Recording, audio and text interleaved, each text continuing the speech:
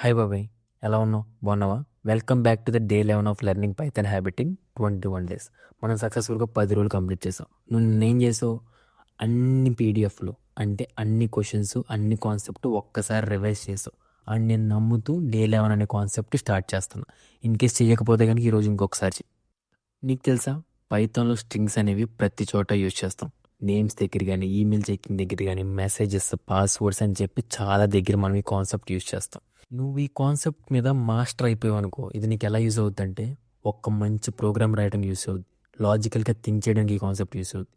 ఇంటర్వ్యూస్లో కూడా నువ్వు చాలా చోట్ల ఈ స్ట్రింగ్స్ మీద చాలా క్వశ్చన్లు అడుగుతారు. సో నీకు దానికి కూడా హెల్ప్ అవుద్ది. సో వీడియో స్కిప్ చేయకుండా అన్నీ క్లియర్గా చూసి నువ్వు కూడా కొంచెం నీ ఓన్గా నువ్వు రాయడం మొదలుపెట్టు బాబాయ్. కష్టంగా ఉన్నా సరే నువ్వు మొదలు పెట్టే కొలది, ప్రాక్టీస్ చేసే కొలది అన్నీ వచ్చేస్తాయి. ముందు అసలు మనం స్ట్రింగ్ అంటే ఏంటో చూద్దాం. స్ట్రింగ్ అంటే ఏం లేదు, a sequence of characters enclosed in quotes. దాన్నే మనం స్ట్రింగ్ అంటాం.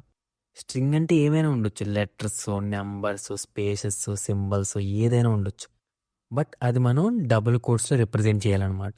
దాన్నే మనం స్ట్రింగ్ అంటాం. స్ట్రింగ్ని మనం 3 విధాలుగా రిప్రజెంట్ చేయొచ్చు. ఒకటి సింగిల్ కోట్, రెండోది డబుల్ కోట్స్, మూడోది ట్రిపుల్ కోట్స్ అనమాట. మల్టీ లైన్స్లో రిప్రజెంట్ చేయాలనుకున్నప్పుడు మనం ట్రిపుల్ కోట్స్ యూజ్ చేస్తాం. స్ట్రింగ్స్లో ప్రతి క్యారెక్టర్కి పొజిషన్ ఉంటుంది అనమాట. అంటే ఇప్పుడు టెక్స్ట్ ఈక్వల్ టు పైథాన్ అని రాసానా, ఇది ప్రతి క్యారెక్టర్కి ఒక పొజిషన్ ఉంటుంది అనమాట. పీకి 0 అని, వైకి 1 అని, టీకి 2 అని, అలా 0తో స్టార్ట్ అయ్యి ఎట్ ది ఎండ్ వరకు ఒక సీక్వెన్స్గా ప్రతి పొజిషన్కి ఒక నెంబర్ ఉంటుంది అనమాట. కావాలంటే నువ్వు ఇది ప్రింట్ చేసి చూడు. నీకు టెక్స్ట్ ఆఫ్ 0 అని రాసినప్పుడు పీ వస్తుంది, టెక్స్ట్ ఆఫ్ 1 అని రాస్తే వై వస్తుంది, టెక్స్ట్ ఆఫ్ 2 అని రాస్తే టీ వస్తుంది అనమాట. అలా రివర్స్లో చెక్ చేయాలంటే నువ్వు మైనస్ అనే సైన్ యూజ్ చేయాలి. స్ట్రింగ్స్లో స్లైసింగ్ అంటే ఏంటో తెలుసా? అంటే ఉన్న స్ట్రింగ్లో నుంచి ఒక స్పెసిఫిక్ పార్ట్ నీకు కావాలనుకున్నప్పుడు మనం ఈ స్లైసింగ్ అనే కాన్సెప్ట్ యూజ్ చేస్తాం. దానికి మనం స్టార్టింగ్ ఇండెక్స్, ఎండింగ్ ఇండెక్స్ ఇచ్చామనుకో, ఆ స్ట్రింగ్లో ఉన్న ఆ పర్టిక్యులర్ పొజిషన్ అనేది వచ్చి మనకి ఈ వేరియబుల్లో స్టోర్ అవుద్ది అనమాట. చూడు, కావాలితే నేను పైథాన్లో టెక్స్ట్ ఆఫ్ 0 నుంచి 4 వరకు, అంటే నాకు 0 నుంచి 0th పొజిషన్ నుంచి 4th పొజిషన్ వరకు నాకు ఆ పార్టే కావాలి. సో అప్పుడు నువ్వు ఇలా రాసావు అనుకో, అంటే నాకు 0th పొజిషన్ నుంచి 4th పొజిషన్ వరకు ఆ స్ట్రింగ్లో ఉన్న డేటా నాకు కావాలి అనుకున్నప్పుడు నువ్వు ఇలా రాస్తే నీకు ఈ స్టార్టింగ్ పొజిషన్ నుంచి ఎండింగ్ పొజిషన్ వరకు చెక్ చేసి అదే ఇస్తుంది అనమాట. బట్ ఇన్ కేస్ నువ్వు బై డిఫాల్ట్గా కాలన్ రాసి ఎండింగ్ పొజిషన్ వదిలేసావు అనుకో, అది లాస్ట్ ఇండెక్స్ అనేది తీసుకుంటుంది. ఇన్ కేస్ అలా కాకుండా స్టార్టింగ్ బట్ వదిలేసావు అనుకో, స్టార్టింగ్ నుంచి నీకు ఎండ్ ఇండెక్స్ వరకు తీసుకుంటుంది అనమాట.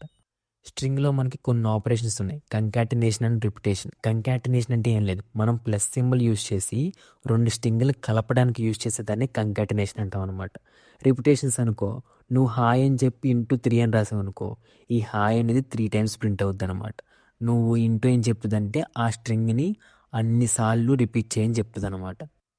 ఇలా నువ్వు ఇన్ కేస్ నేను ఓకే స్ట్రింగ్లో డేటా స్టోర్ చేస్తున్నాను, నాకు అంతా బాగానే ఉంది, నాకు ఈ స్ట్రింగ్ యొక్క లెంత్ కావాలనుకున్నావు అనుకో, నువ్వు లెంత్ ఆఫ్ స్ట్రింగ్ అని రాస్తే ఆ స్ట్రింగ్లో ఎన్ని క్యారెక్టర్స్ ఉన్నాయో నీకు ఒక నెంబర్ కింద ఇస్తుంది అనమాట.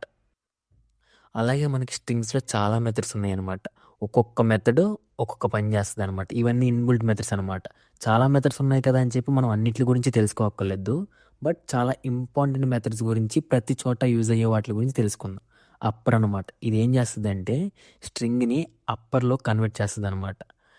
నువ్వు లోవర్ రాసావనుకో, అంటే స్ట్రింగ్ డాట్ లోవర్ అని రాసావనుకో, నువ్వు ఉన్న స్ట్రింగ్ని లోవర్ క్యారెక్టర్స్లో కన్వర్ట్ చేస్తుంది అనమాట. టైటిల్ అంటే ఏం చేస్తుంది అంటే క్యాపిటలైజ్ చేస్తుంది అనమాట. అంటే ప్రతి వర్డ్ని ఫస్ట్ లెటర్ అనేది క్యాపిటల్ చేసి నీకు అవుట్పుట్ ఇస్తుంది. నువ్వు స్ట్రింగ్ డాట్ స్ట్రిప్ అని రాసావనుకో, నీకు స్టార్టింగ్లోని ఎండింగ్లోని ఏమైనా వైట్ స్పేసెస్ ఉంటాయి, అవి తీసేస్తుంది అనమాట. స్ప్లిట్ ఏం చేస్తుందంటే ఈ స్ట్రింగ్ని ఒక లిస్ట్ ఆఫ్ స్ట్రింగ్స్ కింద స్ప్లిట్ చేస్తుంది అనమాట. సో నువ్వు ఇక్కడ ఎలాగా అంటే ఏ క్యారెక్టర్తో స్ప్లిట్ చేయాలో దాన్ని మెన్షన్ చేసావనుకో, నువ్వు ఆ క్యారెక్టర్ వచ్చిన ప్రతిసారి ఒక పార్ట్ స్ప్లిట్ చేసి అవి లిస్ట్లో స్టోర్ చేస్తాను అనమాట. స్ట్రింగ్లో జాయిన్ మెథడ్ ఏం చేస్తుందంటే లిస్ట్లో ఉన్న ప్రతి క్యారెక్టర్ని అన్నిటిని కలిపి ఒక స్పెసిఫిక్ స్ట్రింగ్ కింద క్రియేట్ చేస్తుంది అనమాట. ఇప్పుడు నువ్వు ఈ లిస్ట్లో ఏబీసీ అని చెప్పి స్టోర్ అయింది. సో నువ్వు ఈ ఏబీసీని ఒక స్పెసిఫిక్ స్ట్రింగ్లా మార్చాలనుకుంటున్నావు, అంటే ఒక సింగిల్ స్ట్రింగ్లా మార్చాలనుకుంటే నువ్వు జాయిన్ యూస్ చేసి నువ్వు స్టార్టింగ్ ఎలా జాయిన్ చేయాలనుకుంటున్నావో అది ఇచ్చావనుకో, అవి అలా జాయిన్ చేసేసి నీకు ఒక సింగిల్ స్ట్రింగ్ కింద రిటర్న్ చేస్తుంది అనమాట. రీప్లేస్ ఏం చేస్తుంది అంటే టెక్స్ట్ని రీప్లేస్ చేస్తుంది అనమాట. నువ్వు ఏ టెక్స్ట్ని ఎలా రీప్లేస్ చేయాలనుకుంటున్నావో అది ఇవ్వాలన్నమాట. స్ట్రింగ్స్లో ఫైండ్ ఏం చేస్తుందంటే నువ్వు కావాలనుకుంటున్న వాల్యూ అనేది లేదా నువ్వు కావాలనుకున్న స్ట్రింగ్ అనేది నీ స్ట్రింగ్లో ఉందో లేదో చెక్ చేస్తుంది. ఇన్ కేస్ ఉందనుకో దాని యొక్క స్టార్టింగ్ పొజిషన్ అనేది నీకు రిటర్న్ చేస్తుంది. ఇన్ కేస్ లేకపోతే కనుక -1 రిటర్న్ చేస్తుంది. అలాగే మనకి ఈజ్ ఆల్ఫా, ఈజ్ డిజిట్ అని చెప్పి ఇంకా చాలా మెథడ్స్ ఉంటాయి. ఇవి ఏంటంటే నీకు కావాల్సిన కంటెంట్ అంటే ఆ ఫార్మేట్లో నువ్వు కావాలనుకుంటున్న స్ట్రింగ్ ఉందా లేదా అని చెక్ చేస్తుంది. సపోజ్ నువ్వు ఈజ్ డిజిట్ అని రాసావనుకో పైథాన్ డాట్ ఈజ్ డిజిట్ అని రాసేవరకు ఇది ఫాల్స్ ఇస్తుంది. ఎందుకంటే పైథాన్ అనేది డిజిట్ కాదు కాబట్టి. ఇలా ఇంకా చాలా మెథడ్స్ ఉన్నాయి. నువ్వు ఒకసారి ఆన్లైన్లో రిఫర్ చేయి. ప్రతి దాని గురించి తెలుసుకోక్కర్లా, బట్ ఇంపార్టెంట్ వాటి గురించి తెలుసుకుంటే చాలు. సో నీకు స్ట్రింగ్ అంటే ఏంటో అర్థమైంది. ఏదన్నా ఒక టెక్స్ట్ని డబుల్ కోట్స్లో మెన్షన్ చేస్తే మనం దాన్ని స్ట్రింగ్ అంటాం. స్ట్రింగ్లో నీకు ఏ టైప్ ఆఫ్ డేటా అయినా ఉండొచ్చు. ఓకేనా? కొన్ని ఎగ్జాంపుల్స్ చూస్తాం.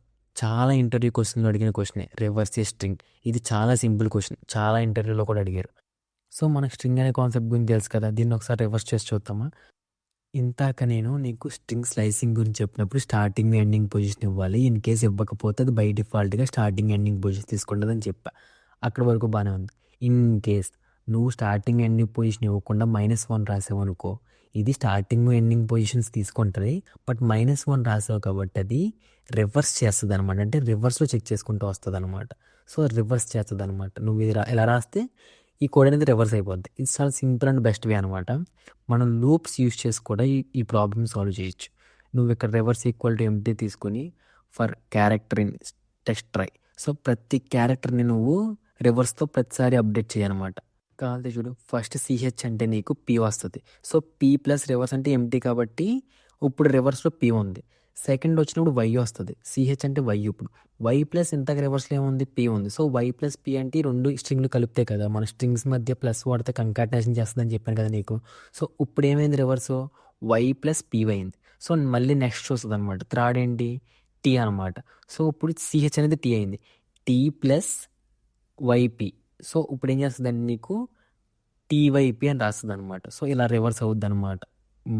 మొత్తం లూప్ కంప్లీట్ అయ్యేసరికి ఈ రివర్స్లో నీకు రివర్స్ అయిన స్ట్రింగ్ వాల్యూ ఉంటుంది అనమాట. ఇంకో ఎగ్జాంపుల్ చూద్దాం. సరదాగా నీకు ఒక టెక్స్ట్ ఇచ్చి, అంటే text equal to Python programming అని ఇస్తాడు ఇంటర్వ్యూర్. నీకేం చెప్తారంటే ఇందులో మనకి ఎన్ని ఓవెల్స్ ఉన్నాయో కనుక్కోవడానికి కోడ్ రాయమంటాడు. అప్పుడు నువ్వేం చేయక్కల్లా, ఓవెల్స్లో నీకేమంటే తెలుసు, ఏఈఐఓయుని ఓవెల్స్ అంటారని తెలుసు. సో నువ్వేం చేస్తావంటే ఓవెల్స్ ఈక్వల్ టు అని చెప్పి ఏఐఓయు అని చెప్పి స్మాల్ లెటర్స్లోను క్యాపిటల్ లెటర్స్లోను రాస్తావు. సో నువ్వు టెక్స్ట్లో ఉన్న ప్రతి క్యారెక్టర్ని ట్రావర్స్ చేసి ఇన్ కేస్ ఆ క్యారెక్టర్ కనుక ఓవెల్స్లో ఉందనుకో కౌంట్ అనేది ఇంక్రిమెంట్ చేస్తావు, లేదనుకో ఇంక్రిమెంట్ చేయమన్నమాట. సో మనకి ఫర్ లూప్ అయిపోయేసరికి ఎన్ని ఓవెల్స్ ఉన్నాయో మనకు కౌంట్ వస్తుంది. నువ్వు ఆ కౌంట్ని పెంట్రేట్స్ సెట్ అయిపోద్ది. అలా కాకుండా నీకు స్ట్రింగ్ ఇచ్చి దాని యొక్క లెంత్ కనుక్కోమన్నారు అనుకో, నీకు ఎలాగో లెంత్ అనే ఫంక్షన్ గురించి తెలుసు కాబట్టి లెంత్ ఆఫ్ అని చెప్పి నువ్వు ఆ స్ట్రింగ్ని ఇస్తావు. సో అప్పుడు నీకు ఆ స్ట్రింగ్ ఎంత లెంత్ ఉందో చెప్పి ఆ లెంత్ అనేది రిటర్న్ చేస్తుంది అనమాట. నథింగ్ బట్ సైజ్ ఆఫ్ ఈ స్ట్రింగ్ అని అర్థం. లాస్ట్ అండ్ ఫైనల్గా ఇంకొక ఎగ్జాంపుల్ చూద్దాం బాబాయ్, చాలా సింపుల్గా అర్థమయ్యేటట్టు. ఇది చాలా ఇంపార్టెంట్, చాలాసార్లు అడుగుతారు కోడింగ్ క్వశ్చన్లో. సో అందుకే నేను నీకు చెప్పాలనుకుంటున్నా. రిమూవ్ డూప్లికేట్స్ ఫ్రమ్ స్ట్రింగ్ అనమాట. నీకు స్ట్రింగ్ ఇచ్చి ఇందులో డూప్లికేట్స్ ఏమి ఉండకుండా ఓన్లీ స్ట్రింగ్నే ప్రింట్ చేయంటారు. అప్పుడు నువ్వేం రాయక్కల్లా, మామూలుగా ఒక ఎంటీగా ఒక రిజల్ట్ అని చెప్పి ఒక ఎంటీ వేరియబుల్ తీసుకో. సో నీకు ఇచ్చిన ఇన్పుట్ అంటే టెక్స్ట్లో నుంచి ప్రతి క్యారెక్టర్ని ట్రావర్స్ చేసుకుంటారా. ఇన్ కేస్ ఆ క్యారెక్టర్ అనేది ఆల్రెడీ నీకు రిజల్ట్లో ఉందనుకో కంకాటినేషన్ చేసి కంబైన్ చేయకు. ఇన్ కేస్ లేకపోతే కనుక కంబైన్ చేయి. నువ్వు ఇక్కడ ఏం రాసావు, ఫర్ సిహెచ్ ఇన్ టెక్స్ట్ అని రాసావు. అంటే ఏంటంటే సో ప్రతి క్యారెక్టరు వచ్చి నీకు సిహెచ్ స్టోర్ అవుద్ది. ఫస్ట్ పీ వస్తుంది అనమాట. పీ నాట్ ఇన్ రిజల్ట్ అంటే పీ అనేది రిజల్ట్లో లేకపోతే కంకాటినేషన్ చేయని చెప్తున్నావు. పీ అనేది రిజల్ట్లో లేదు కాబట్టి నీకు కంకాటినేషన్ చేస్తుంది అనమాట. అంటే ఏం లేదు, కలుపుతుంది అని అర్థం. ఇన్ కేస్ అలా మనకి ఎమ్ దగ్గరికి వచ్చేసరికి మళ్ళీ ఎమ్ ఇన్ రిజల్ట్ అంటే అవును, ఎమ్ నాట్ ఇన్ రిజల్ట్ అంటే నీకు అప్పుడు ఏమొస్తుంది, లేదు ఎమ్ అనేది రిజల్ట్లో ఉంది కాబట్టి నీకు ఫాల్స్ ఇస్తుంది అనమాట. సో అప్పుడు నువ్వు యాడ్ చేయవన్నమాట. సో నీకు రిజల్ట్ వచ్చేసి ఓన్లీ నీకు యూనిక్ అంటే నీకు ఇచ్చిన ఇన్పుట్లో ఓన్లీ యూనిక్ లెటర్సే ఉంచుతావు అనమాట. అది బాబాయ్ నీకు స్ట్రింగ్స్ మీద ఒక బేసిక్ ఐడియా వచ్చింది అనుకుంటున్నా. సో నువ్వు వీటిని చూసి వెళ్ళిపోయావు అనుకో ఖచ్చితంగా మర్చిపోతావు, నీకేం రాదు. నువ్వు ఆన్లైన్లో ఇంకా ఎక్కడెక్కడైనా ఎత్తికి నీకు ఇంకా మంచివి ఇంకా మంచి మంచి ప్రాక్టీస్ క్వశ్చన్స్ దొరికినాయి అనుకో, వాటిని కూడా ప్రాక్టీస్ చేయి. నీకు అప్పుడు స్ట్రింగ్స్ మీద బేసిక్ ఐడియా వచ్చేద్ది. నీకు లాజిక్ అనేది కూడా ఎలా బిల్డ్ చేయాలని ఒక అర్థం అవుద్ది అనమాట. రేపొద్దున వీడియో వచ్చేలాగా నీకు ఎన్ని ప్రాబ్లమ్స్ కావాలితే అన్ని ప్రాబ్లమ్స్ అనేవి నువ్వు స్ట్రింగ్స్ మీద చేసి, అర్థమైందా? నువ్వు గూగుల్లో ట్రై చేసి సరదాగా ప్రాబ్లమ్స్ ఆన్ స్ట్రింగ్ అని కొట్టావు అనుకో, నీకు కొన్ని లిస్ట్ ఆఫ్ ప్రాబ్లమ్స్ వస్తాయి ఏదో ఒక వెబ్సైట్లో. సో నీకు ఓపుకున్న మాటకి నువ్వు చేయగలిగినవి చెయ్యి, చేయలేని వదిలే, పెద్ద కష్టమేం కాదు. బట్ సింపుల్గా ఉన్నాయి మాత్రం చేయడానికి ట్రై చెయ్యి. సరే బాబాయ్, నీకు ఈ స్ట్రింగ్స్ అనే కాన్సెప్ట్ కానీ క్లియర్ అయిందనుకో, క్లియర్ అని మెసేజ్ చేయి. నీకు కొన్ని ప్రాక్టీస్ క్వశ్చన్స్ ఇచ్చాను, ఆ ప్రాక్టీస్ క్వశ్చన్స్ పీడిఎఫ్, నీకు థియరీ పీడిఎఫ్ అనేది మన వాట్సాప్ ఛానల్లో ఉంటుంది. సరేనా? ఛానల్ సబ్స్క్రైబ్ చేయడం మాత్రం మర్చిపోకు బాబాయ్. See you tomorrow.